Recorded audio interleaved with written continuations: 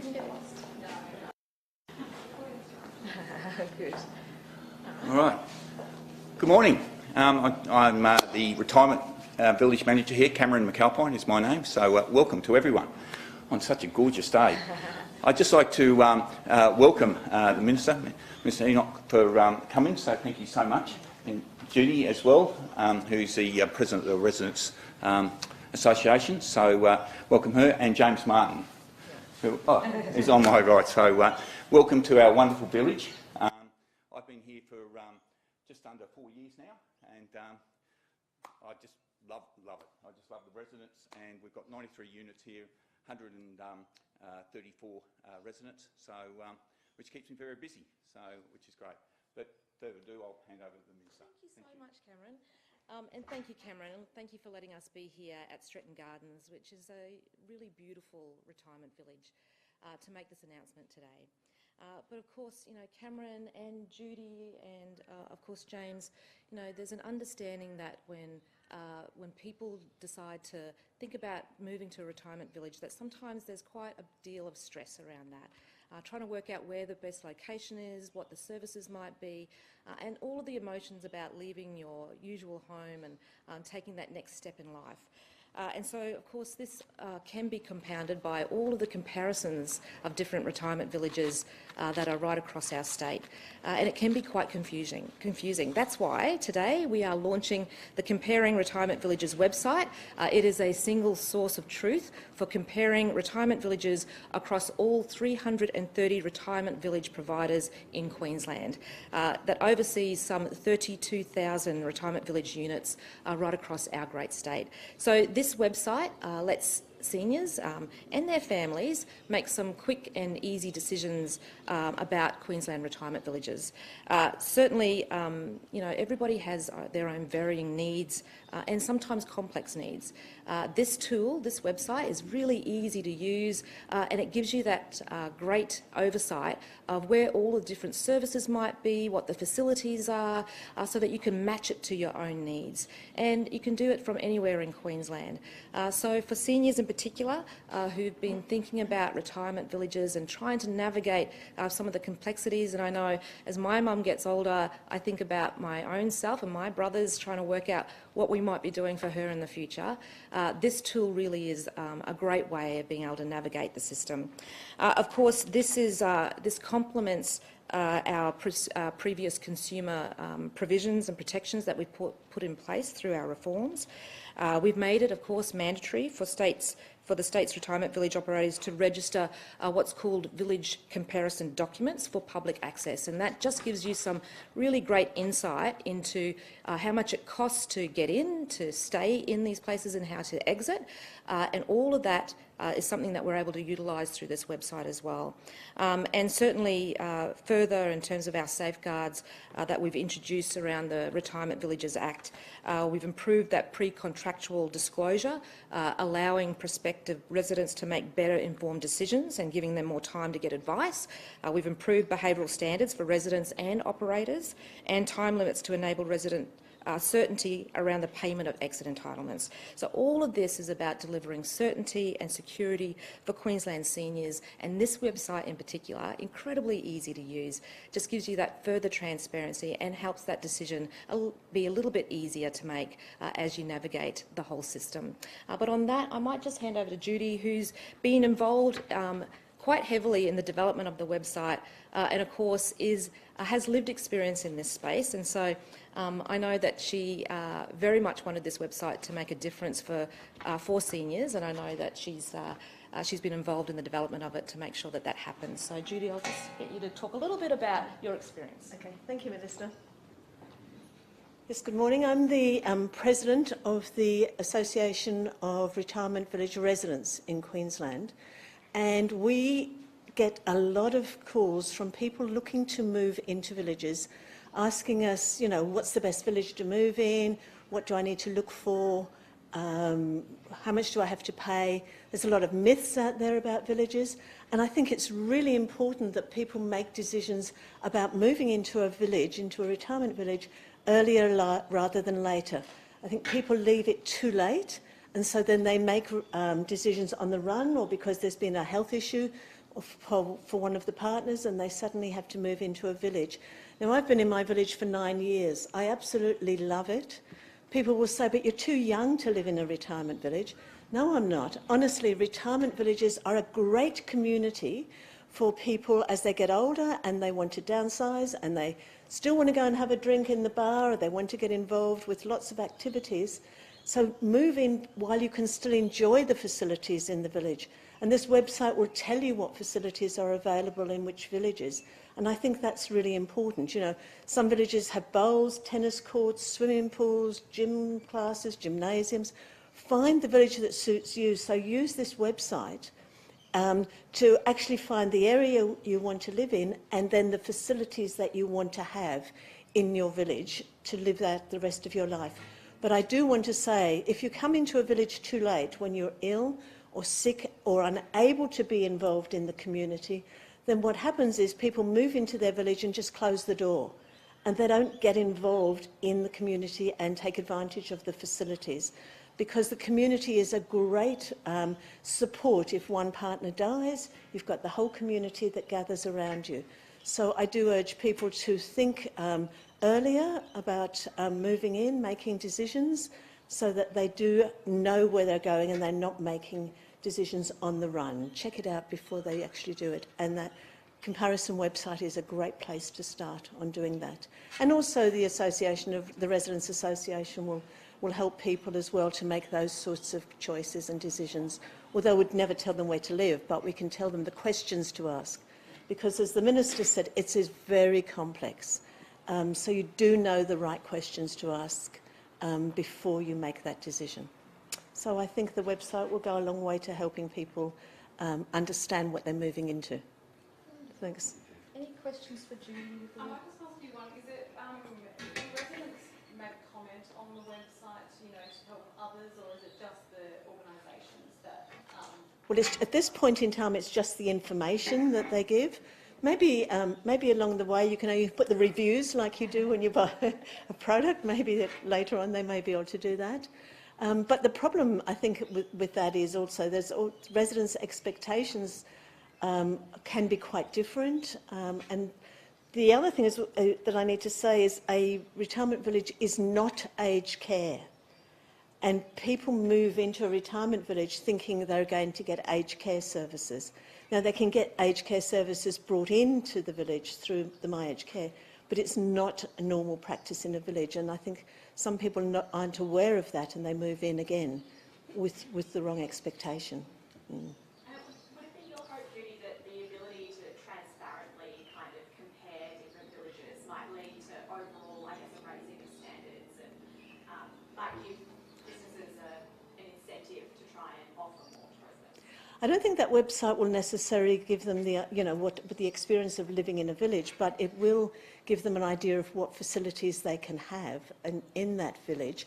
You know what, I think people make decisions, they walk into a village and they love it or they hate it, without even making, thinking about what the village has to offer. So I think the website will give them the first opportunity to say, well, it's worth going to have another look, it's worth looking deeper into this village because I know they have those XXXX. I was talking to somebody who moved into the village I live in. They'd gone to 50 villages before they moved to our one.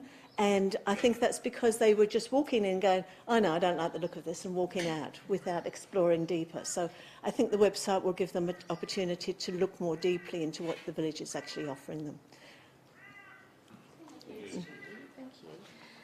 Thank you so much, Judy. And of course, just to make that very clear, the difference between a retirement village and aged care. A retirement village is, for some it's for over 55s, which is pretty much where I'm at. So welcome to beautiful Stretton Gardens. Any other questions? I just want to ask about the opposition has come out this morning. There's been some reports as well about the housing crisis and that accommodation at Griffith University. Where is that at the moment? Yeah, well, thank you very much. And of course, the Housing Roundtable and the Housing Summit gave us this great opportunity to bring lots of different stakeholders together. Griffith University is one of many who have come forward to say we want to help in some way. And they've provided this opportunity around these 200 previously used for students, this student accommodation. And of course, there's a bit of work that's happening at the moment. Well, we've got to work out whether there's some reconfiguration that's required. Is there enough bathrooms for the kinds of accommodation that we need to be able to provide to people? So that's all very important. That's why the planning process is very important, so that when we start that work, we know what we're going to get as an outcome. When will they open? So, of course, right now we need to do that planning work. Like I said, if there is some reconfigurations that's required, which I understand may be the case, but I'll let the planners and those experts do that work first, and then they'll give us an indication of the kind of thing we need to do and whether there's going to be staged approaches to be able to utilise that great offer from Griffith University. Shouldn't it be a priority given the situation in housing? Yeah, absolutely, and that's why that planning process started immediately as soon as Griffith University made that offer. I know people from my own department have been assisting with that to say these are the kinds of expectations that we need, kinds of accommodation that we require to be able to house people, particularly from the social housing register, but beyond, and they've been able to provide that information to that through that planning process. Will you still meet the 6-month deadline that was given when it was first announced? Yeah, well, there's multiple departments that are working on this, so it's important to know that there are lots of different agencies who are contributing to this planning process. Certainly, you know, the Premier has set a very strong task for everybody to work together as quickly as possible, but we've got to get it right. We have to get it right. It's a great opportunity. These 200 former student accommodation dwellings is a fantastic opportunity, particularly for that location. And we've got to get the reconfiguration right, we've got to get the planning right so that we get the outcome for the people who really need it. Any idea how well the plan to open granny flats up to private rentals is working? The opposition reckons only a handful of people have been helped. Do you have any idea if it is working and it is getting people into accommodation? Yeah, well, let's just keep in mind, of course, that this announcement was only just recently made. And of course, before that, for many different local government authorities, renting out your granny flat or your second dwelling was not allowable to the private market, it was only to your family members. So I imagine that there are a number of Queensland households who are thinking about this, working out how they want to do that. And I really encourage them. I mean, this is a fantastic opportunity to house other Queenslanders in a time when we really need more roofs over people's heads, but also to look at, you know, potential further income streams to support with what we're seeing in terms of the rise of interest rates, for instance. The Catholic Church has also offered up properties as well. What work has been done on that, and when do you expect that accommodation, if any, to be available? Yeah, well, certainly the Catholic Diocese, they have been able to offer up quite a few parcels of land in particular. So there's a big assessment going on around that right now to work out, you know, what is the best parcels of land to be able to potentially partner with our community housing providers or through our Quick Starts programs to be able to move as quickly as possible to start looking at dwellings on that. Now, put that next to the fact that we're looking at multiple innovative solutions to the challenges that we're being faced with at the moment. Certainly, we heard from the Premier recently about QBuild being able to stand up a factory to look at prefabricated homes. My department, through Public Works, recently put out an EOI looking for modern methods of construction, including prefabricated homes for companies right across Queensland that are doing that work and who have the capability to step up. I have publicly made a commitment that we'll look to purchase 50 prefabricated homes for our ability to support people in the short term. And so that EOI process is just being closed, and there's some design work that's happening right now. That Griffith University building, it ceased at the end of 2021, so it hasn't been closed for that long. How much work really is there? You know, students were living in it not that long ago, surely it's, you know, viable for... Yeah, so just to be clear, of course, student accommodation, if you've ever lived in student accommodation, I visited friends when I was at Griffith University many, many decades ago, and student accommodation has been built in a certain way for an individual, for their student needs. And so we're talking about households that might not be just one person, could be a small family. We want to be able to make sure that we've got the right configuration set. That might mean looking at, are there enough bathrooms? Do we need to knock through a few walls to be able to make places bigger so that people are actually living a full life there, not just going there to sleep overnight as a student? So that's really important. That's why the planning stage is critical, because I don't want us to miss out on the opportunity that this presents. We've got the opportunity to potentially have some longer-term housing solutions as a result of this great offer from Griffith Uni. We've got to get the planning right so that we've got the right set of stock for those who need it the most right now. Minister, we're in a fourth COVID wave. How will our health system cope with rising COVID cases? Yeah, well, obviously we have absolutely stood out amongst the pack over the entire time of dealing with COVID, and I just want to acknowledge all of the Queenslanders who've done an incredible job over the last few years, particularly our frontline health services, who every day, even now, are still standing up and supporting other Queenslanders. Certainly, we've made record investment in our health system in Queensland, and we continue to be able to meet those needs. And certainly, we're taking absolutely the advice of the experts, including our Chief Health Officer, on any actions that are required. What's going on with the groundwater issues outside the Link Energy site? Are some of those waters contaminated, and why weren't landowners and residents? Look, thank you for this question. I think it's really important. And can I just say this? This whole piece with Link Energy, this was one of the most rigorous investigation in the independent regulator's history.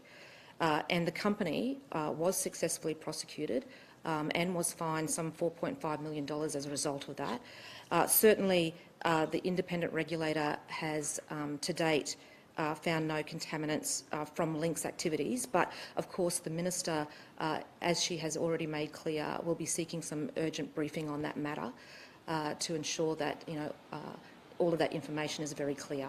Why not just tell people? Why not just come out and say, look, we knew there was an issue there, the water was contaminated, we've been doing testing. Why was it covered up? So, from my understanding, the independent regulator has been providing property owners with the results of water monitoring on their properties, and of course we'll take that lead from the regulator, but the Environment Minister will be seeking that urgent briefing to make sure that all that information is being made available to her and beyond. Were they only told about the bores on their properties? Don't they have a right to know what's happening, for example, on an adjacent property? Yeah.